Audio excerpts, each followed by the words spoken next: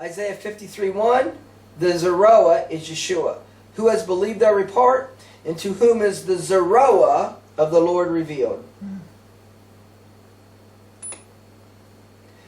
Now, following the 10 plagues, the children of Israel left Egypt. We can see this in Exodus chapter 12, verse 29 through 31. It came to pass that at midnight, well, midnight is going to be a prophetic allusion to the time of great darkness of the tribulation period called the Great Tribulation. At midnight, the Lord smote all the firstborn. And Pharaoh rose up, and he called for Moses and Aaron by night and said, "Go serve the Lord."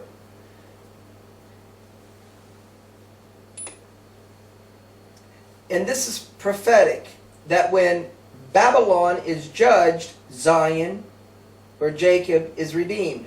Isaiah 13, it says, the burden of Babylon. It says, they will come from a far country against Babylon to destroy the whole land. And it says, it will never be inhabited. So once we have the judgment upon Babylon, and I have a separate teaching on this, that I believe that particular prophecy is referring to a judgment that comes upon the United States of America. And the judgment is because they've been leading the effort to bring about the Palestinian state with East Jerusalem as its capital. So there's going to be a judgment for that. And in judging Babylon, it says, the Lord will have mercy on Jacob and set them in their own land. So from the judgment, or following the judgment, or in the midst of the judgment of Babylon, he's redeeming Jacob. We can see this in Isaiah 48. It says, hear this, O house of Jacob. He will do his pleasure on Babylon, judging Babylon. Now he's telling his people who's living in Babylon, flee Babylon with a voice of singing, and say this, when you're fleeing Babylon, say this, the Lord has redeemed Jacob. We see this in Jeremiah 50. The word that Lord spoke against Babylon, there comes up a nation against her, and I'm going to punish the king of Babylon, and I will bring Israel again to his habitation. I will punish the king of Babylon, I will bring Israel again to his habitation. Jeremiah 50, the word that the Lord spoke against Babylon, there will come up a nation against her, none will dwell therein. In those days and at that time, which is an idiomatic expression for the day of the Lord, or the end of days. So this is a prophecy about the end of days. The children of Israel will come, they and the children of Judah together. Where? From Babylon. And they will ask the way to Zion. As Babylon is being judged, his people are being delivered out of it. Jeremiah 51. I will raise up against Babylon a destroying wind, and you that escape the sword, that escape the judgment, let Jerusalem come to your mind. Leave. Return to Jerusalem. Now, in the book by Rabbi Menachem Schneerson in the Garden of Torah, we've been seeing many examples of this, that the way in which he delivered his people historically out of Egypt is prophetic of how he will deliver his people from worldwide captivity. The exodus from Egypt is connected to the ultimate redemption. We can see the principle stated in Hosea 2, verse 15. It says, I will give her her vineyards from there in the valley of Achor for a door of hope. Now the word Achor in Hebrew means trouble. So you can say the valley of trouble, the valley of trouble, the valley of trouble is a door of hope. Well, what's the valley of trouble a reference to? Jacob's trouble, the tribulation. So the tribulation is a time of hope. The tribulation is a time of hope. Why? Because she will sing there as in the days of her youth. She will sing as in the day when she came up out of the land of Egypt. Yes.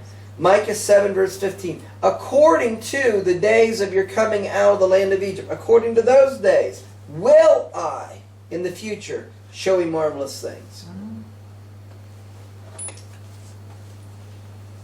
So, in reference to Micah 7 verse 15, Rabbi Menachem Schneerson comments This means that the future redemption, the end of the exile, is a parallel of what happened when the children of Israel came out of Egypt. In Deuteronomy chapter 6, verse 22, it says, the Lord showed signs and wonders upon Egypt. So look, they left Egypt. They went through the wilderness. They left Egypt. They went through the wilderness on their way to their promised land. That's a prophecy. He brought us out from there. They left Egypt that he might bring us in to go to the promised land. And in getting to the promised land, he's going to give us the land that he promised to the forefathers, Abraham, Isaac, and Jacob. So when they left Egypt, they didn't just go to the promised land. The destination was a specific place in the promised land. They left Egypt to go specifically to Jerusalem. Now, if you can see that the goal of leaving Egypt was not just to get into the promised land, but to arrive in Jerusalem. That they actually did not complete that physical journey until the days of David. Because it was only under King David were the people in the land, and as a united 12 tribes, did they have a king that ruled over them from Jerusalem. That was the goal. So here in 2 Samuel 5:1, all the tribes of Israel came to David, and all the elders of Israel then ultimately anoint David king over Israel. And David took the stronghold of Zion, which is called the city of David. So now, in speaking about the exile, in the end of the exile, it says in Jeremiah 3 verse 14, turn, O backsliding children, says the Lord, I'm married to you. I will take you one city to a family, and I will bring you to Zion. I'm married to you. I'm going to take you from exile to Zion. I'm married. I'm going to take you from exile to Zion. So the bringing of Zion, the end result is a marriage. Yes. Jeremiah 3:18. In those days the house of Judah will walk with the house of Israel. They will come together out of the land of the north to the land that I gave for an inheritance to their fathers. The end of the exile is the 12 tribes united. So in Deuteronomy chapter 6 verse 23, he brought us out that he might bring us in to give us the land he swore to our fathers. That the ending of the exile, we're going to be journeying to the promised land, going through the wilderness, but the end destination is the end of the exile, and the end of the exile is the Messianic Era.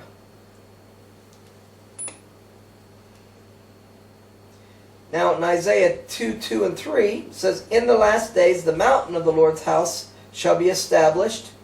Many people will go and say, come, let's go to the mountain of the Lord. For out of Zion shall go forth the Torah and the word of the Lord from Jerusalem.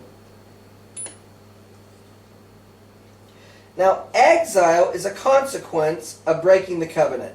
Deuteronomy chapter 28, 15 and 64.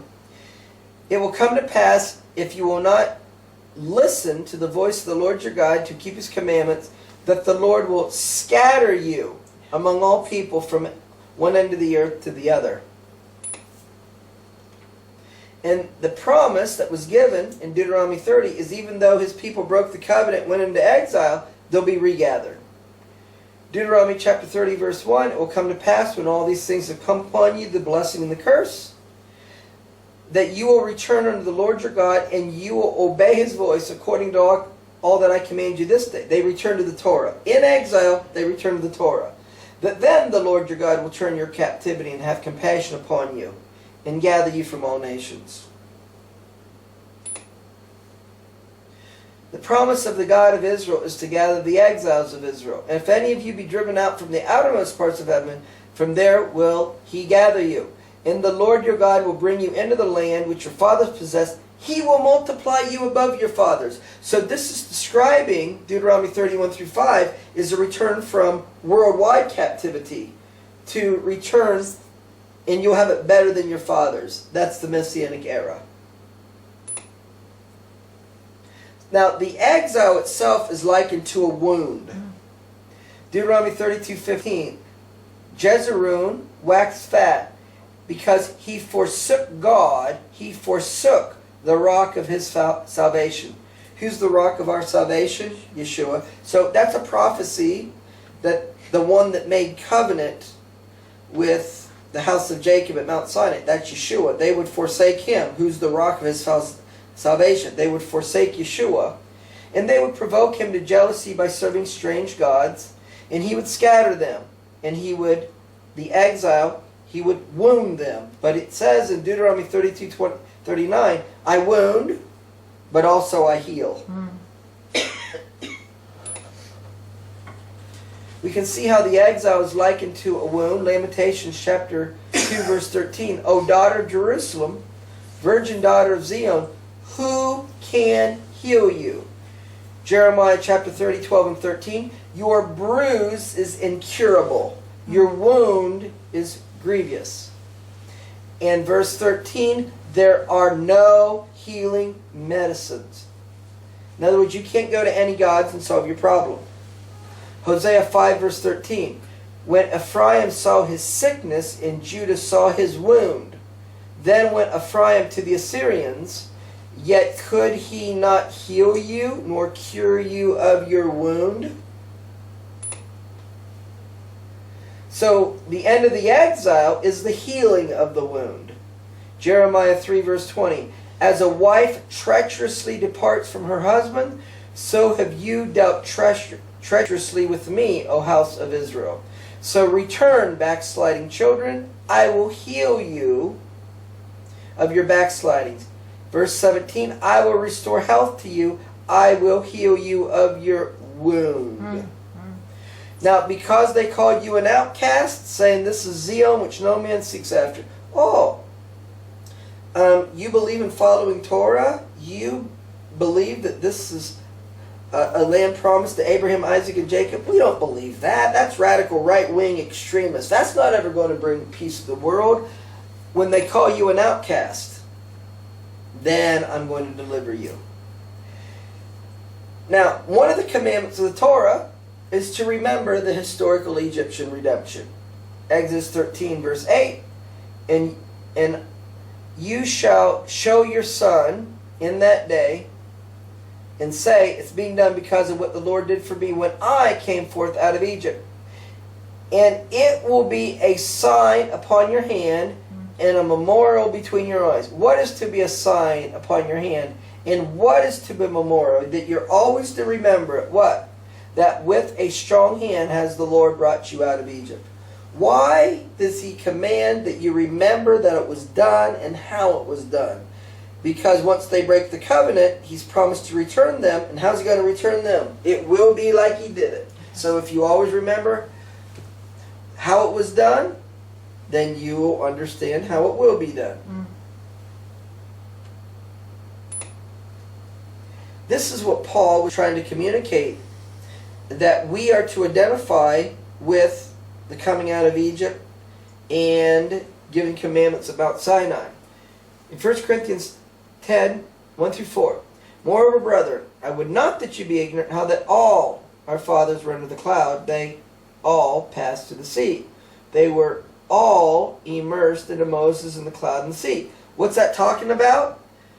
The coming out of Egypt, crossing the Red Sea. Now regarding that event, Paul is writing primarily to non-Jewish believers. And he's telling non-Jewish believers, reminding them of the historical Egyptian Exodus, and says, don't be ignorant about that all our fathers were under the cloud. They all passed through the sea. They all were immersed into Moses. They did all eat the same spiritual meat. They did all drink the same spiritual drink. The rock is Messiah. So he's emphasizing that this happened to all. But do you realize it's not literally true. That he was teaching from Deuteronomy 29:12-15 that what was given at Mount Sinai was to those who were there and those who were not there. Now, referring to the children of Israel coming out of Egypt, to remember that it happened to all of us, he goes on to say about it in 1 Corinthians 10:11 that what happened to them was written for us, our admonition, our instruction, our understanding. What happened to them was written for our understanding, upon whom the ends of the ages are come, the last generation. It was written so the last generation would understand how the end of the exile would come. Now, here in Psalm 78, we're told that the Torah, or we might say the historical Egyptian redemption, is a parable. God gave it as a parable. Now, He gave it for us as something that literally happened, but what literally happened was a prophecy. What literally happened had a deeper meaning. What literally happened was a parable. So it says in Psalm 78, "Give ear, O my people, to my Torah, I will open my mouth in a parable." Give ear to my Torah, I will open my mouth in a parable. And if you read the rest of Psalm 78, it's talking about what happened historically when the children of Israel were brought out of Egypt in their journey in the wilderness. So, for example, it says He divided the sea and caused them to pass through. I will open my mouth in a parable, He divided the sea. I will open my mouth in a parable, He divided the sea. That's a parable. So, what we've covered so far is the following principles. The events which happened in the lives of the patriarchs are prophetic of what will happen to their descendants. Biblical history is prophecy. Abraham went to Egypt, and Pharaoh took his wife Sarah and later sent her away. The children of Israel went to Egypt, were in bondage to Pharaoh, when the God of Israel delivered them. Yeshua remembered His covenant with Abraham and redeemed His people from Egypt. Yeshua will remember His covenant with Abraham and end the exile of the 12 tribes of Israel. Pharaoh sent Sarah away at Passover. Sodom and Gomorrah were destroyed at Passover. Egypt was judged and the children of Israel was redeemed from Egypt at Passover. A prophecy that the end of the exile begins at Passover. Isaac was born at Passover. Biblical Zion will be born at Passover. Jacob's conflict with Esau is prophetic of the conflict between Jacob and Esau during the tribulation period, called Jacob's trouble. Joseph was sold by his brothers. This is prophetic that the nation of Israel would be sold into the nations. Visit is a code word for redemption. Joseph told his brothers that the God of Israel will visit you. Moses told the children of Israel that Yahweh is visiting you. At His first coming, Yeshua visited His people. Yahweh visited Sarah when Isaac was born. The birth of Isaac is prophetic of the birth of biblical Zion. Number 10. Pharaoh is a type of the false Messiah and Hasatan, the devil. Number 11. Pharaoh did not know Yahweh. Redemption is knowing Yahweh. Number 12. In Egypt, Yahweh made a distinction between His people and Egypt. Redemption is making a distinction between His people and the beast system. Number 13, the children of Israel were redeemed out of Egypt with signs and wonders. The future redemption will be associated with signs and wonders. Number 14, the children of Israel were redeemed out of Egypt when Yahweh judged Egypt. Yahweh will judge Babylon and the nations when He ends the exile of His people. Number 15, exile was like a wound, and redemption is the healing of the wound. Number 16, the children of Israel were redeemed out of Egypt to go to the promised land. Their specific destination was Jerusalem. In ending the exile, the God of Israel will bring His people to Zion, which is Jerusalem. Number 17, the historical Egyptian redemption is linked with the end of the exile of all 12 tribes. Number 18, the historical Egyptian redemption is a parable. It's a parable to understand the end of the exile of all 12 tribes. Number 19, it's a commandment to remember the historical Egyptian redemption so that we can understand the way that the God of Israel will end the exile. Number 20. Yeshua delivered his people out of Egypt. Yeshua died on the tree to gather and unite the 12 tribes of Israel. Yeshua will gather his people from the nations of the world and end the exile of the house of Jacob. So that's the foundation, the principles on which we can understand how the exile will take place. But now let's get a little bit more specific, applying it to the things that are happening here in our days and our time. And it's prophesied that the nations will create a Palestinian state. They'll do so by dividing the land of Israel in the city of Jerusalem, which will lead to the judgment of the nations. And in the judgment of the nations, you will see the fall of the end-time spiritual land of Babylon. The end-time spiritual land of Babylon, I believe, is the United States of America. And as this judgment is happening in the world, upon the United States as well, then the God of Israel at this time will then call forth, and he will gather the exiles of Israel and unite northern kingdom and southern kingdom. In the completion of the task is Yeshua setting his feet down on the Mount of Olives and him ruling and reigning in the kingdom. And so a trigger event is the nations declaring a Palestinian state with East Jerusalem as its capital, and in non-acceptance of this by Bible-believing Jews in the land, and Zechariah 12 called the governors of Judah, that they would declare an independent state in the West Bank with Jerusalem as the capital of the independent state. And the Bible calls this Zion.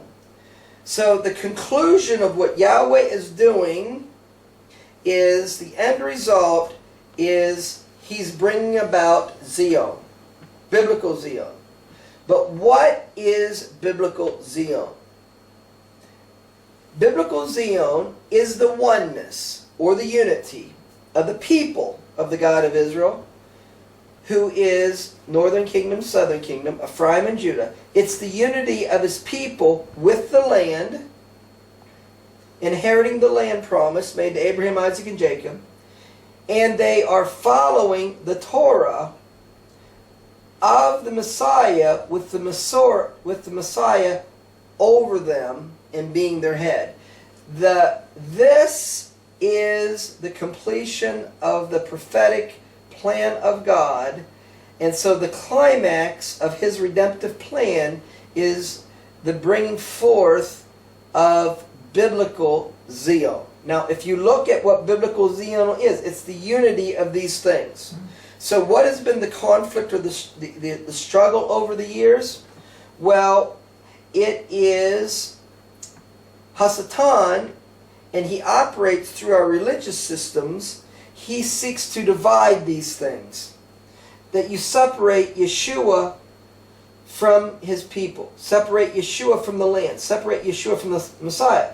In other words, a way of trying to bring about the separation is the teaching. If you believe in Yeshua, you don't follow the Torah. For non-Jews, if you believe in Yeshua, no, you don't inherit the land. That's for somebody else. If you believe in Yeshua, no, you're not a part of the 12 tribes of Israel and the redemptive plan to the 12 tribes of Israel. So it's the strategy to keep Messiah separated, and those that believe in the Messiah, specifically non-Jews, to keep them separated from the Torah and the land and the people. So then, look, biblical Zion never happens. But then, for the Jewish people who believe in following the Torah, and they claim the land, they say, well, the land's only for us. It's not for the non-Jew. They don't recognize their brother Joseph, and Yeshua is not the Messiah. And so it's ultimately, when we finally get it right, is when the celebration comes. And the celebration is Messiah ruling over his people, setting up his kingdom. So another way of looking at biblical Zion, it's his people, which it's Jacob, which is northern kingdom, southern kingdom. But when he's fully redeemed his people, they're called Zion. And this event culminates with Messiah marrying and dwelling with his bride. So biblically, his bride is named Zion or Jerusalem. So biblical Zion is the unity of the people, Zion or the bride of Yeshua, who inherit and believe the covenant promise made to Abraham, Isaac, and Jacob. They follow the Torah of Yeshua by his Spirit. And that is the goal, the objective, biblical Zion. This is where the Father is seeking to take us in our journey. For this to be. And so, in his plan, it's outlined that it would come about through a period of 7,000 years of time. And the thought is that the 7 days of creation is a prophecy of 7,000 years of time. The seventh day of creation, the day of rest, is a prophecy of the 1,000-year Messianic Era, day of rest.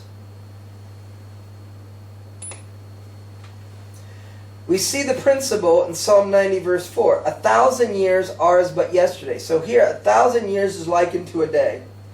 Psalm 90 verse 4 is quoted in 2 Peter chapter 3 verse 8. When it says, Beloved, be not ignorant that one day is with the Lord 1,000 years, and 1,000 years is a day. So he's saying, don't be ignorant. Don't be ignorant that one day is with the Lord 1,000 years, and 1,000 years as one day. In Isaiah 58 verse 13, the seventh day Sabbath is called the day of the Lord. If you turn away your foot from the Sabbath, from doing your pleasure on my holy day, and call the Sabbath the holy of the Lord. The Sabbath, my holy day. The Sabbath, the holy of the Lord. The Sabbath is the day of the Lord. In 2 Peter 3 verse 8, quoting from Psalm 90 verse 4, one day is with the Lord 1,000 years, and 1,000 years is a day. So he says, don't be ignorant that one day is with the Lord 1,000 years, and 1,000 years is one day. So after he tells you not to be ignorant of that association, then he says in verse 10, but the day of the Lord. So how long is the day of the Lord? 1,000 years. He said, don't be ignorant that one day is 1,000 years, and 1,000 years is a day, but the day of the Lord. Yeah. So the day of the Lord is 1,000 years. And so who's the Lord? Yeshua. It's Yeshua. And how long is his day? 1,000 years. We call it a Messianic Era. But he says the day comes in the night. The day comes as a thief in the night. The day comes or starts in the night. So actually then, in describing tribulation events, it's describing as happening and associated with the day of the Lord. So the events of the tribulation begin the Messianic Era. It's the darkness part of the day of the Lord. It says in Isaiah 13:6, how, for the day of the Lord is at hand. It comes as destruction. The day of the Lord comes as destruction. It will be as pains and sorrows, tribulation. Zephaniah 1:14-15. The great day of the Lord is near, and the mighty man will cry there bitterly. That day, the day of the Lord, is a day of wrath and trouble. It's a day of distress, of desolation, of darkness and gloominess. It comes as darkness. Now, a term for the day of the Lord, or the tribulation period, it's associated with Jacob's trouble. Jeremiah 30 verse 6, it says a woman being in travail, tribulation, and it says, alas, for that day is great. That day, it's Jacob's trouble. So Jacob's trouble is a part of the day of the Lord. Now, in the day of the Lord, we're told that the land of Israel will be divided. Joel chapter 1 verse 15, it says the day of the Lord is at hand. Speaking of the time reference of the day of the Lord, it says in Joel 3:2, I will gather all nations because they've parted or divided my land. The dividing of the land, the prophecy, is a prophecy associated with the day of the Lord. Next. Now, Zechariah 14 verse 1 says the day of the Lord comes. Now, speaking of the same time reference, the day of the Lord, it says in Zechariah 14:2 that the nations will be gathered against Jerusalem, and half the city goes into captivity. In the day of the Lord, half the city goes into captivity. That's the dividing of the city. What's the application? East Jerusalem is designated to be a capital of a Palestinian state. It's divided in the day of the Lord. So once this event takes place, it says then the Lord will go forth and fight against the nations. The dividing of the land and the dividing of Jerusalem brings the judgment of the nations. And then it says, he will fight against the nations as in the day of battle. You know what's understood to be the day of battle? It's when Pharaoh and his army drowned in the Red Sea. That was the day of battle.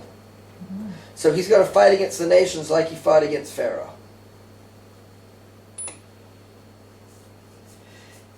And so during Jacob's trouble, as we have a judgment upon the nations, it says in Jeremiah 30 verse 11, I am with you, says the Lord, to save you, speaking of Jacob. Though I make a full end of all nations, though I judge the nations where I've scattered you, I will not make a full end of you. I'm going to correct you, and I won't leave you altogether unpunished. But I'm not going to make a full end of you. Isaiah 34, verse 2 and verse 8. The indignation of the Lord is upon the nations. Why? Why is he upset with the nations? It says in verse 8, it's the time of his vengeance. So the time of his vengeance in the year of recompenses over the controversy of Zion. So there's going to be a controversy regarding Zion. If there's going to be, since the land is a part of the definition of Zion, there's going to be a controversy over the land. Since Jerusalem is Zion, there's going to be a controversy over Jerusalem. And it's over that controversy it brings about his vengeance when he judges the nations. And it's in the day of the Lord when we have the fall of Babylon. Isaiah 13, the burden of Babylon, the day of the Lord is at hand. In Babylon, the glory of kingdoms. So if this is a prophecy about an entity that's getting destroyed in the day of the Lord, who would be the glory of kingdoms and regarded as the glory of kingdoms? At least in our generation, it's most often seen as the United States of America. In Babylon, the glory will be as when God overthrew Sodom and Gomorrah. Destruction. Israel and Judah will return to the land of Israel during Jacob's trouble. So in speaking about Jacob's trouble in Jeremiah chapter 30 verse 7, as being that day is great, the day of the Lord, it says in verse 3, Israel and Judah will return to the land that I gave their fathers and they will possess it. So during Jacob's trouble, Israel and Judah will return to the land.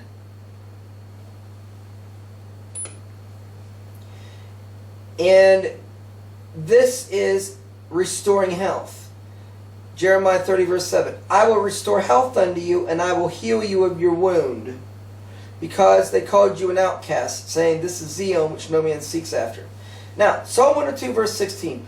When the Lord builds up Zion. Well, in the Bible, Zion and Jerusalem are synonymous terms. They're one and the same. So when it says the Lord builds up Zion, I can also say when the Lord builds up Jerusalem. Psalm 147 verse 2 says when the Lord builds up Jerusalem. So what is the building up of Zion? It's the building up of Jerusalem. What's the building up of Jerusalem? He gathers together the outcasts of Israel. So we can say when the Lord gathers the outcasts of Israel, that's unite northern kingdom and southern kingdom, when he unites the 12 tribes of Israel, he will appear in his glory. Yes. Let's summarize the day of the Lord. The day of the Lord is associated with the tribulation period. In the day of the Lord, the land of Israel gets divided and Jerusalem gets divided. The application is the nations wanting to recognize a Palestinian state on 67 borders with East Jerusalem as its capital. This is going to be resulting in the judgment of the nations, and their judgment is for afflicting Israel. As a part of the judgment of the nations, we will see the fall of Babylon. Now, Babylon is spiritual, financial, and it's a land. So we're going to see a judgment upon spiritual Babylon, financial Babylon, the land of Babylon. And as these things are happening, that's when Ephraim and Judah return to the land of Israel, ending the exile. And so, these events and things associated with them is called the controversy of Zion.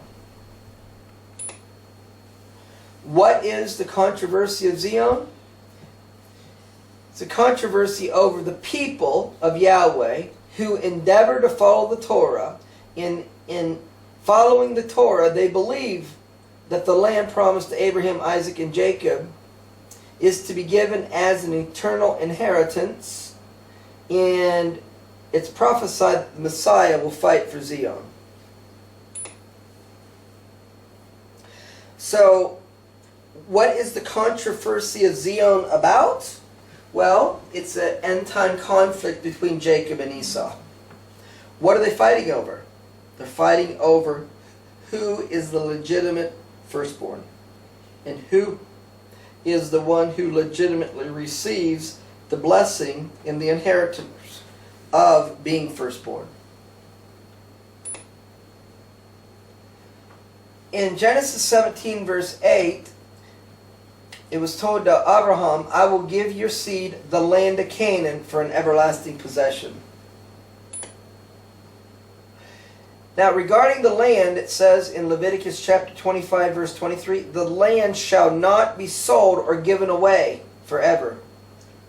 The land is mine. You're just stewards of it. Don't sell the land. In Ezekiel 35 is a prophecy unto Esau. It says, Son of man, set your face against Mount Seir. O Mount Seir, I'm against you. Who's Mount Seir? Next. In Genesis 36:8, thus dwelt Esau in Mount Seir. Esau is Edom. So this is a prophecy against Esau, Mount Seir. Goes on to say, because you've had a perpetual hatred, and you've shed the blood of the children of Israel by the force of the sword. Well, who's shedding the blood of the children of Israel by the force of the sword? Islam. Now, the book of Obadiah is written as a prophecy and a judgment against Esau. And it says in Obadiah, chapter 1, verse 10, for the violence against your brother Jacob, shame will cover you. Then the word for violence in Hebrew is Hamas. For the Hamas against you. So within Islam, the primary battle they're fighting is against Hamas. In the art scroll to Ezekiel, page 547, in Ezekiel chapter 35, he goes on to say, when the whole world rejoices, I will make you desolate. When the whole world rejoices, I'm going to make you, Esau, desolate. And the art scroll says, when all the world rejoices, is a reference to Messianic times. So, Ezekiel chapter 35 is a prophecy regarding Esau of the end of days, Messianic times. And now, when we go into Ezekiel 36, 1 and 2, it says, Son of man, prophesy to the mountains of Israel and say, you mountains of Israel, hear the word of the Lord. What's the mountains of Israel? Because this is a prophecy to the mountains of Israel. The mountains of Israel, biblically, is Judea and Samaria. And it extends into Jerusalem. So this is a prophecy to the West Bank and Jerusalem. And the prophecy is this, that the enemy is going to say against you that the ancient high places is ours. The prophecy is that the enemy, who is defined in Ezekiel 35 as Esau, that Esau is going to say that the mountains of Israel belongs to him. He goes on to say in Ezekiel 36:5, thus says the Lord, in the fire of my jealousy, I've spoken against the heathen, that's the nations, I've spoken against the nations, and against Idumea, or Esau. Because Idumea is the Latin form of Esau. I'm speaking against the nations and against Esau, who has appointed my land for their possession. So this has a multiple application. The Palestinians want the land to be a state to fulfill their national aspirations. The nations want there to be a Palestinian state because the United Nations General Assembly voted November the 29th, 1947, that the solution to the conflict in the region is a two-state solution.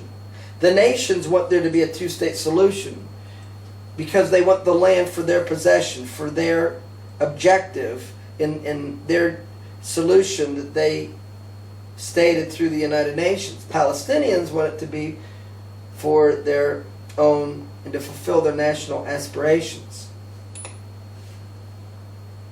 Now it says in Obadiah 1:18, the house of Jacob will be a fire, and the house of Joseph a flame, the house of Esau for a stubble.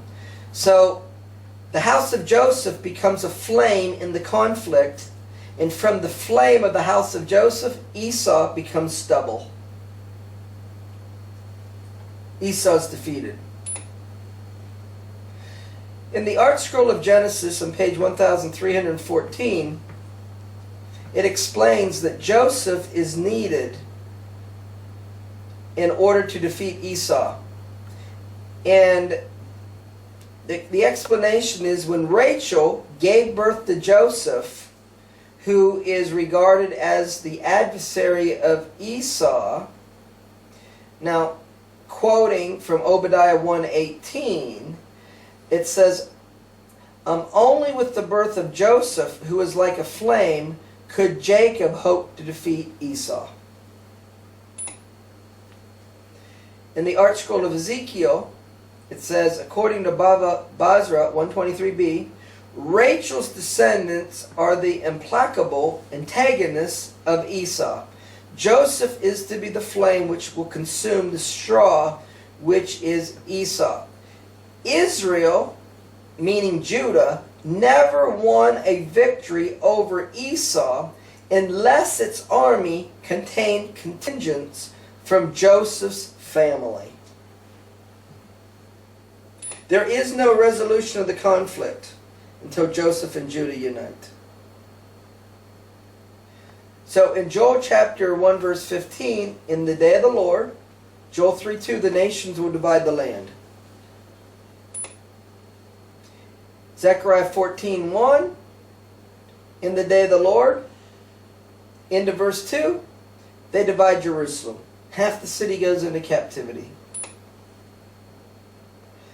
And this process in our time was formally started, that the United Nations General Assembly on November the 29th, 1947 voted to partition the Middle East. And they designated that there be a two-state solution, a Jewish state and an Arab state, and they designated that Jerusalem be an international city.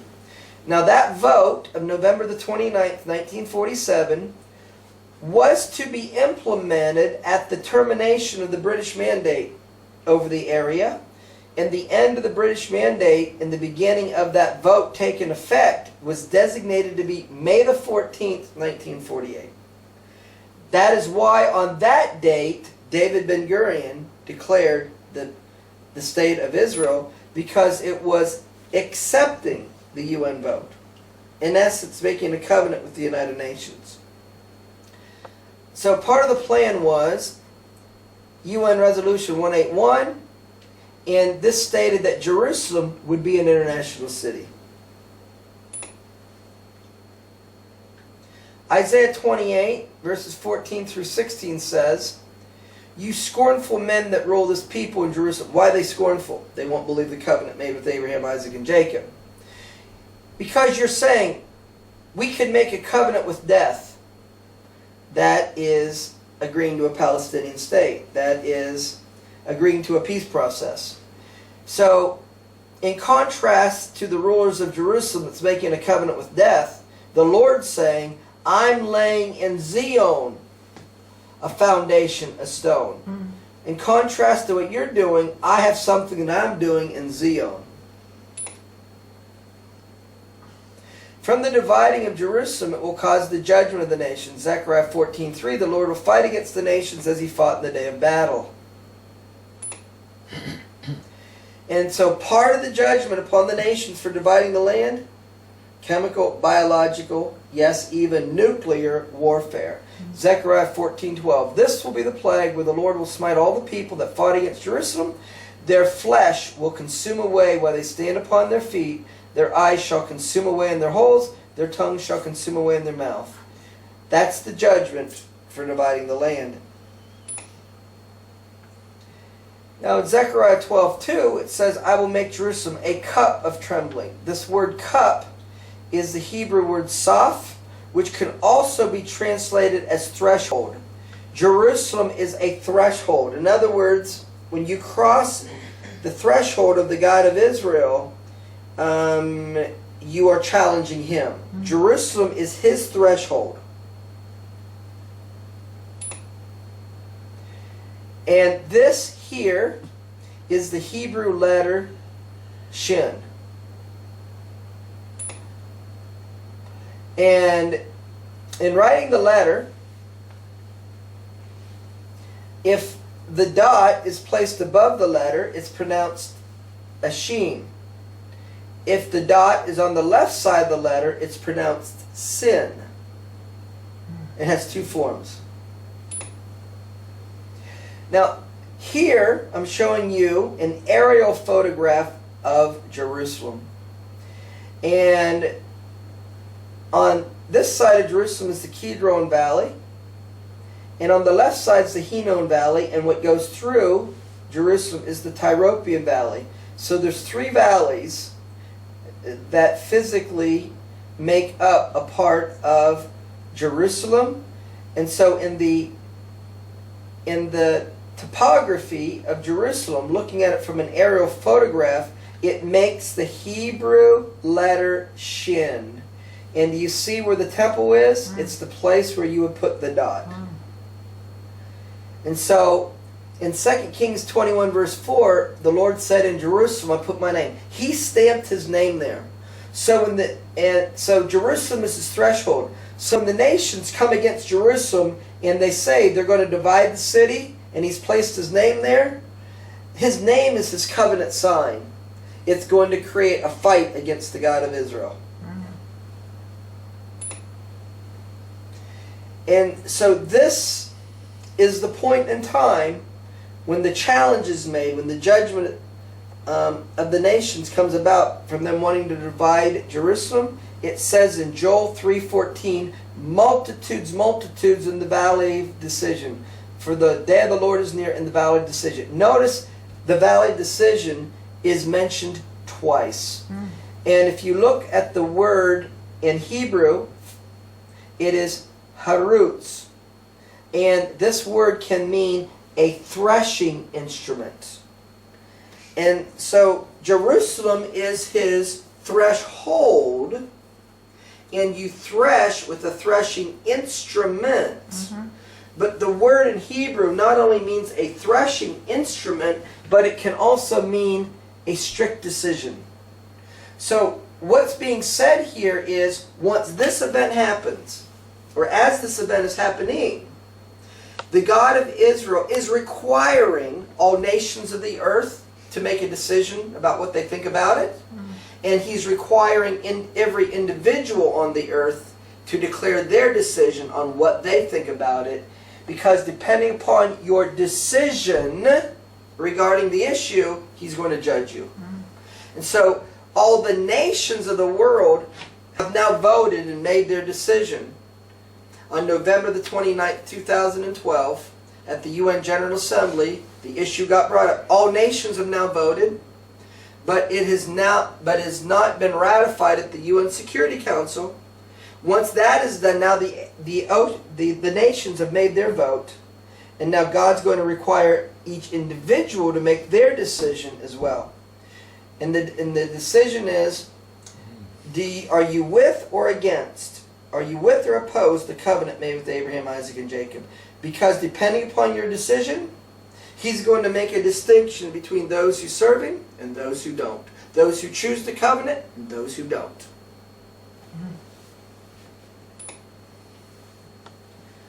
So it's believing the covenant that was made with Abraham, Isaac, and Jacob becomes the comfort of Zion.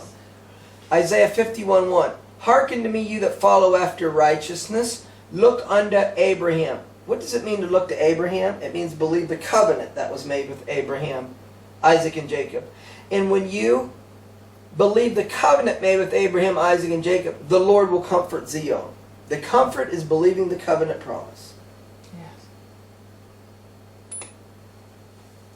Isaiah 40 verse 1 says, comfort ye my people. Isaiah 51 verse 3, the Lord will comfort Zion. Now what is the comfort of Zion? The comfort of Zion is the end of the exile. It says in Jeremiah 31 verse 13, I will turn their mourning, that's exile, into joy. That's end of the exile. And I will comfort them.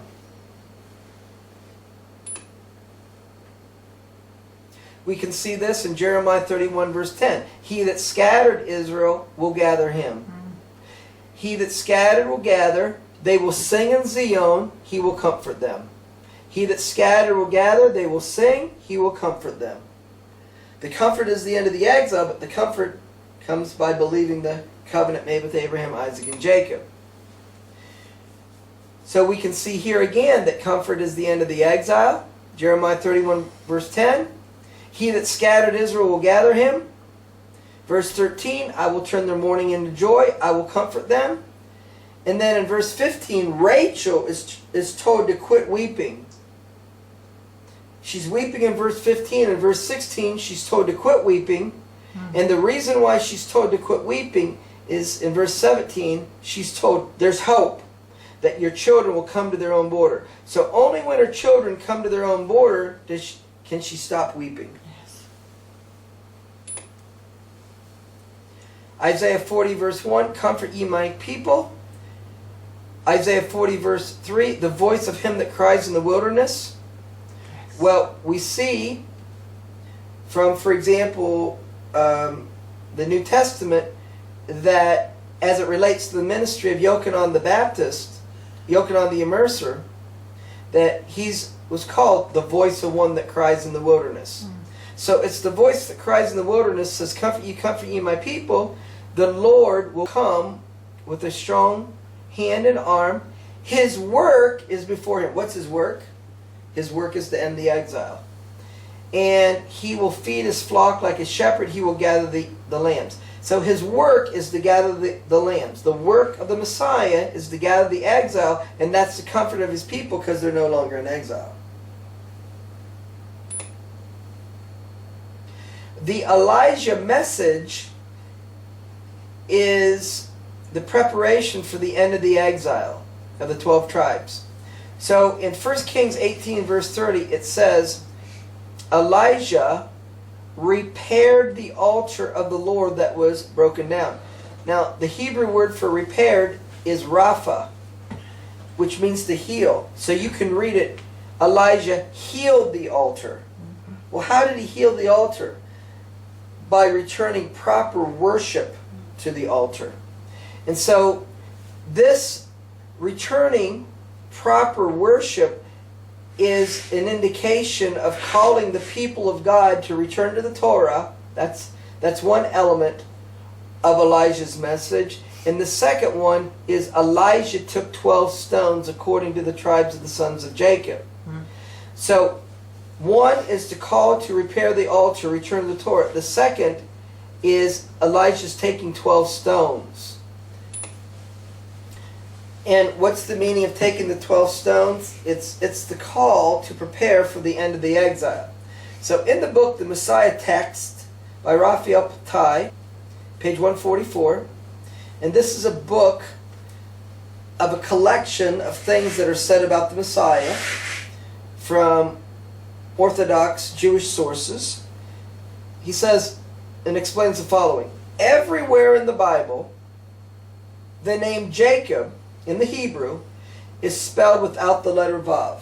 So every time you see Jacob in the Bible, it is spelled without the Hebrew letter Vav, except for 5 places where his name is spelled with the Vav.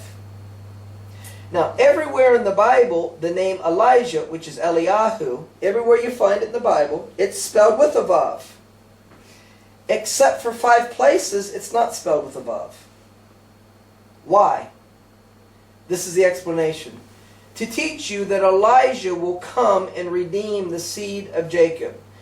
Jacob took the Vav from the name of Elijah as a pledge that Elijah would have come and Elijah would announce the redemption. Elijah would announce the end of the exile to his children.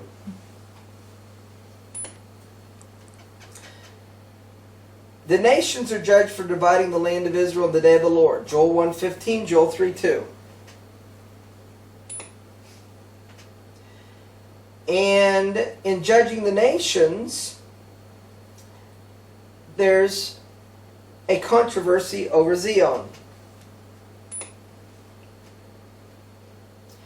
And in judging the nations, it's called Jacob's trouble. Jeremiah chapter 30, verse 7.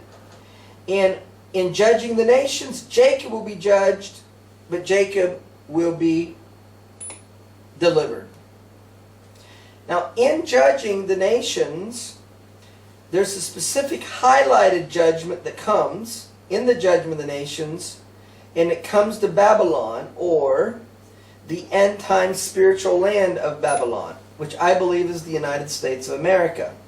And so in the prophecy against Babylon in Isaiah 13, it says the Medes will be against them. Who are the Medes?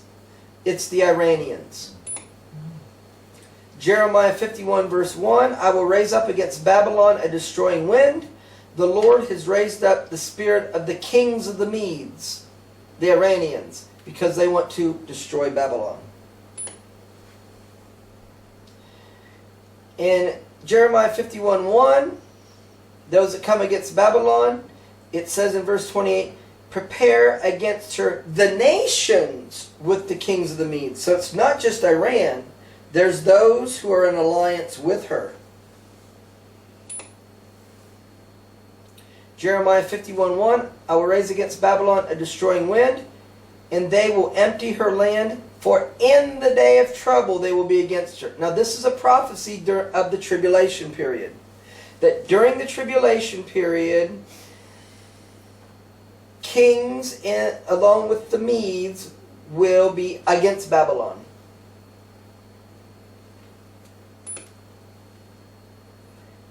So I will raise up against Babylon a destroying wind, the spirit of the kings of the Medes, who wants to destroy Babylon. It's the vengeance of the Lord. Now the vengeance of the Lord is over the controversy of Zion. So putting 2 and 2 together, Babylon is doing something to Zion that's causing the vengeance of the Lord against it. It's advocating the dividing of the land. Isaiah 13:1, it says, the burden of Babylon, pains and sorrows will take hold upon them. They will be in pain. So this judgment is during the tribulation period. The judgment is over the dividing of the land. Isaiah 13:1, the burden of Babylon. Verse 6, the day of the Lord is at hand. Verse 9, the day of the Lord comes. So it's a prophecy of the tribulation period of the day of the Lord. And it says in Jeremiah 50 verse 16, cut off the sower from Babylon and him that handles the sickle in the time of harvest. Babylon is being destroyed in the time of harvest. And when's the time of harvest? Matthew 13:39, it's the end of the ages. And cut off the sower. What does it mean, cut off the sower? The sower is the one that sows the word, that God's word is going forth from Babylon. It's going to be cut off because of the judgment in the land. So the instruction to God's people who's living there in Jeremiah 51 verse 45 is go out of the midst of her. Leave. Flee. And then it says in Jeremiah 50 verse 16, for fear of the oppressing sword, they will flee everyone to his own land. And then the instruction to his people is, you that escape the sword, let Jerusalem come to your mind. Flee and go to the land. Jeremiah 50 verse 4, in those days and at that time, says the Lord, the children of Israel will come, they and the children of Judah. So Israel and Judah are living in Babylon when it's being judged in the day of the Lord and Jacob's trouble, in the time of harvest, and they're seeking the Lord their God. Who are they seeking? The Messiah. And they're asking the way to Zion. Why are they asking? Because they don't know. What is the way to Zion? Zion is believe the covenant made with Abraham, Isaac, and Jacob, return to the land, follow the Torah of Yeshua by his Ruach, and to declare him Savior and Lord and King of Israel. That's the way to Zion. So the event surrounding all these things is called the controversy of Zion. Now, in the conflict, it says in Joel 3:6, the children of Judah have you sold that you might remove them from their border. So a process is that the children of Judah and the children of Jerusalem, Jews who are living in Judah, Judea, Samaria, and in Jerusalem, are going to be kicked out of their homes.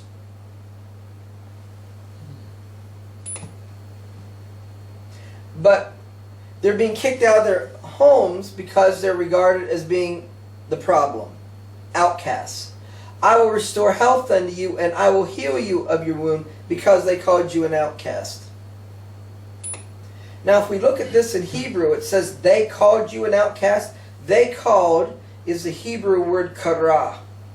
And kara means to approach in a challenging or an aggressive way. And outcast is nadak, which means to drive out. So here's the word picture. When they approach you in a challenging and aggressive way and say, you need to leave your homes, that's when I'm going to redeem you.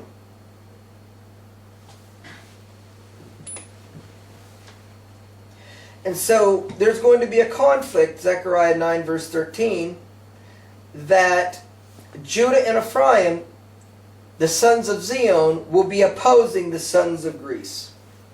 The sons of Zion will be against the sons of Greece.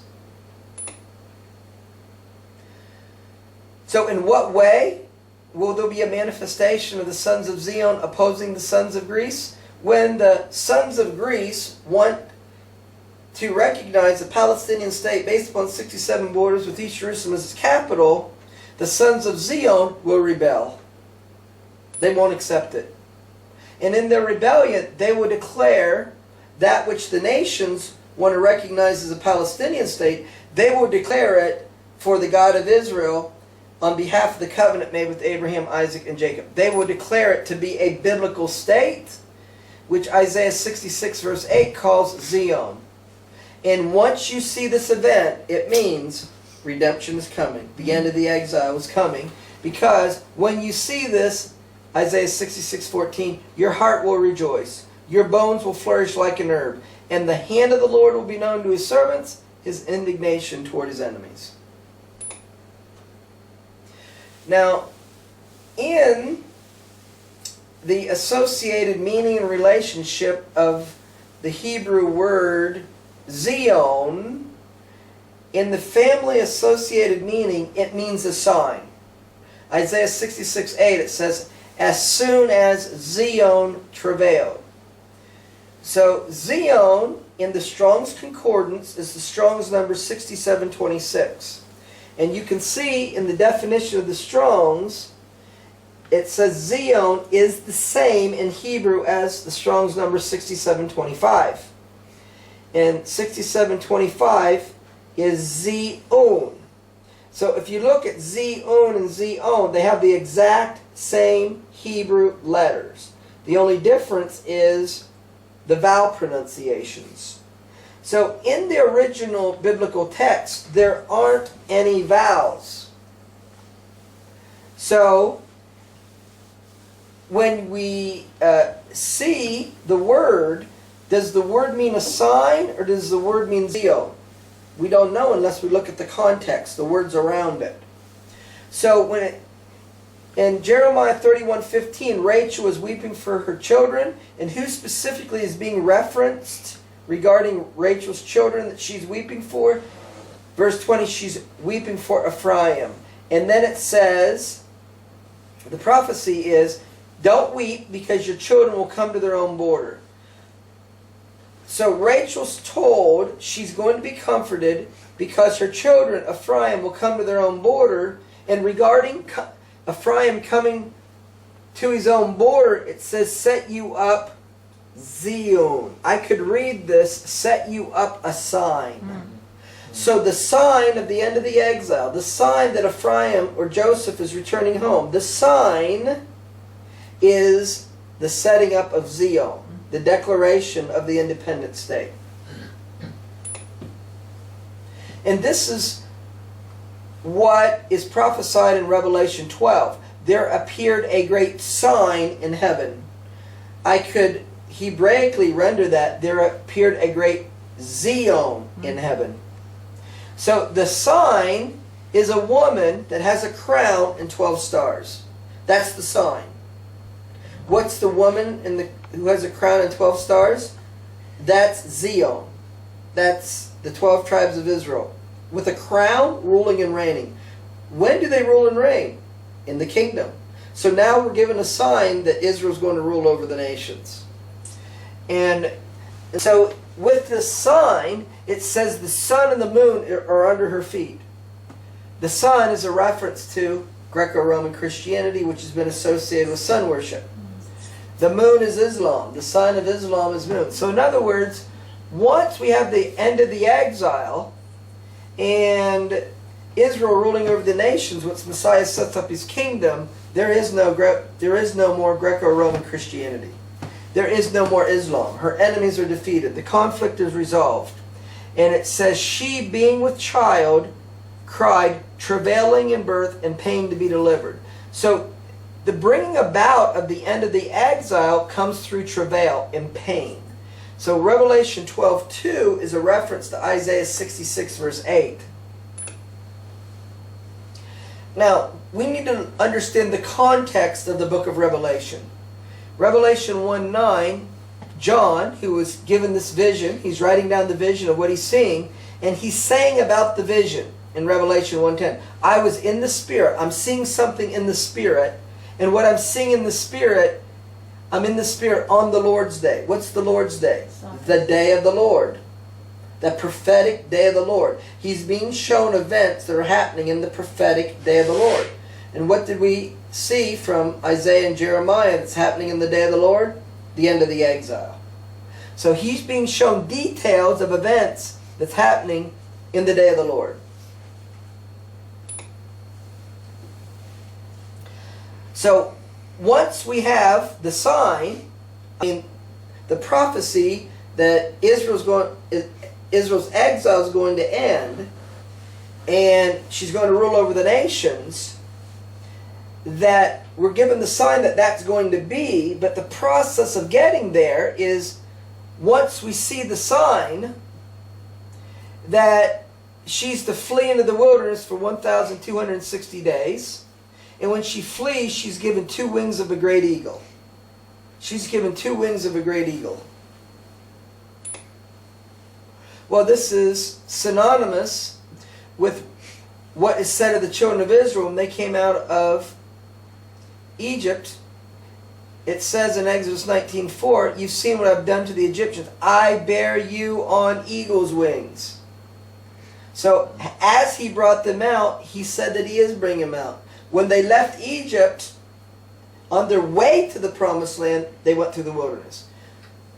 So on our way to on the way of Israel ruling over the nations, the process to get there is to go into the wilderness.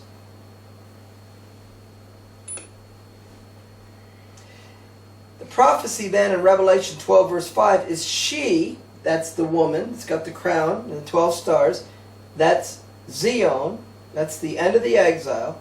She brought forth a man-child who was to rule all nations.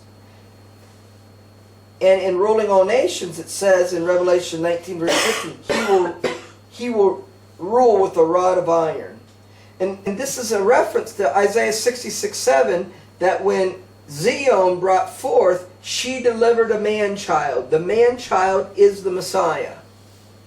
So what's being explained is from this event, she brought forth the child. In other words, the Messiah gets revealed to his people that he is the Messiah from this event. She's birthing the Messiah, meaning she's birthing the understanding of who the Messiah is.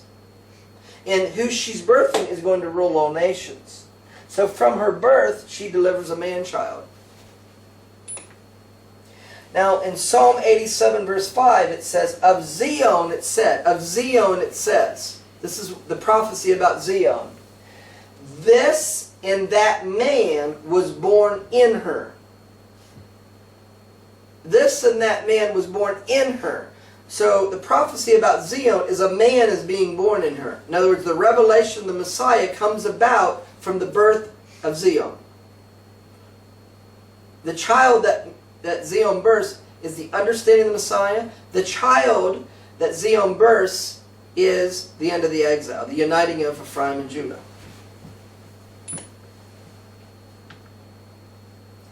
In Isaiah 66:8, that this nation that's given birth to the man-child, it says the nation is born in one day, as soon as she travailed. So it's a nation that's being established during the tribulation period. And as soon as she's established, she brings forth her children. She brings forth the understanding and the revelation of who the Messiah is, and we have the end of the exile. Now, here we have a key principle regarding the issue. Micah 5:2, it says, Bethlehem Ephratah, out of you will come forth one is to be a ruler of Israel, whose goings forth has been from old, from everlasting. Who's that? That's the Messiah. It's a prophecy that Messiah will come out of Bethlehem Ephratah. So regarding the Messiah, it said of the Messiah, he will give them up. Now, what does it mean he will give them up? Well, it means he will hide his face. He will hide his face. He will give them up until, he's not going to give them up forever, until the time which she which travails brings forth. What's that? That's biblical Zion. He will give them up until Zion is born. Then the remnant of his brethren will return to the children of Israel. He will give them up. He will hide his face until Zion is born, and then the exiles are going to be gathered. Psalm 102 verse 13. You will arise and have mercy upon Zion. When the Lord builds up Zion, he appears in his glory. So when he gathers and unites the 12 tribes of Israel, he will appear in his glory. Psalm 147 verse 2, the building up of Jerusalem is gathering the outcasts of Israel. And the gathering of the outcasts of Israel is gathering the 12 tribes of Israel. Isaiah 11 verse 2, he will assemble the outcasts of Israel and gather together the dispersed of Judah. With that background, you should be able to understand what Paul is explaining in 2 Thessalonians chapter 2, verses 1 and 2. I beseech you, brethren, by the coming of our Lord Yeshua, and by our gathering together unto him. So, his coming is associated with us gathering unto him. His coming is us gathering unto him. So what's that referring to? The gathering?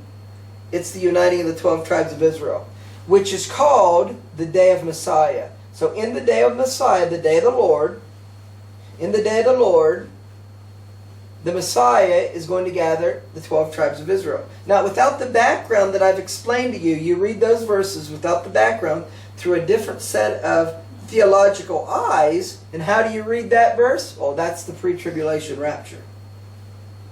Yeah. But wrong set of eyeglasses.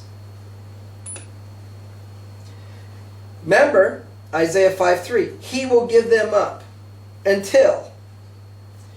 So here in Isaiah chapter 8 verse 14, it says, He will be a stone of stumbling and a rock of offense to both houses of Israel. That's the Messiah. He's the stone of stumbling and the rock of offense.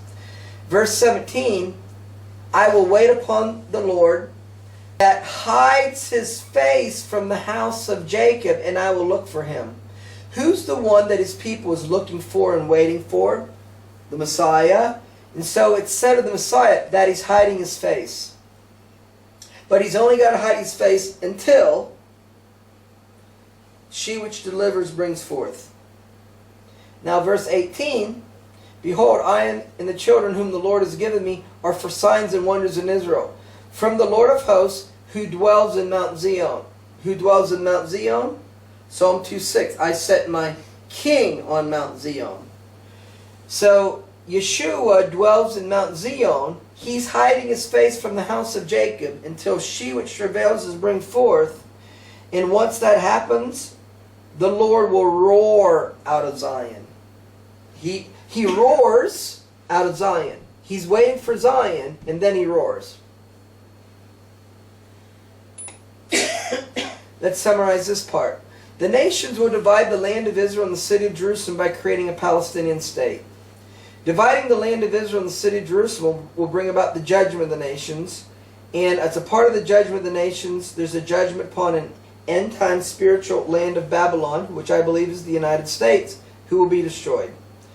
The judgment for dividing Jerusalem is nuclear warfare. And the tribulation period is known as the Day of the Lord. The tribulation period is known as Jacob's trouble because it's a conflict between Jacob and Esau regarding to whom the land of Israel belongs. And the conflict between Jacob and Esau regarding to whom the land of Israel belongs is known as the controversy of Zion. Judah, the Jews in the land, cannot defeat Esau until Judah unites with Joseph, meaning the 10 tribes of Ephraim. Jerusalem is a threshold. The covenant that Yeshua made with Abraham is a threshold. If you embrace the covenant, you will be comforted. Otherwise, you will be judged. The United States will be destroyed for dividing the city of Jerusalem. Jews in Israel will forcibly be removed from their homes during the tribulation period. Those who believe the covenant that Yeshua made with Abraham, Isaac, and Jacob will be regarded as outcasts. And biblical Zion will be born during the tribulation. It is an independent state in the West Bank. It will come about from Jews in Israel who embrace the covenant made with Abraham, Isaac, and Jacob. They're the governors of Judah from Zechariah 12. And they will reject and rebel against the nations who want to see a Palestinian state on 67 borders with East Jerusalem as its capital. When biblical Zion is declared, that's the independent state in the West Bank, it will begin the process of ending the exile of the 12 tribes. Biblical Zion bursts Yeshua revealing Himself to His people, meaning bringing forth the man-child. When He ends the exile of the 12 tribes of Israel, Jacob is born in Zion. In other words, they give their hearts to Yeshua. This and that man was born in her. The people are born into the Messiah. They give their hearts to Messiah when Yeshua ends the exile.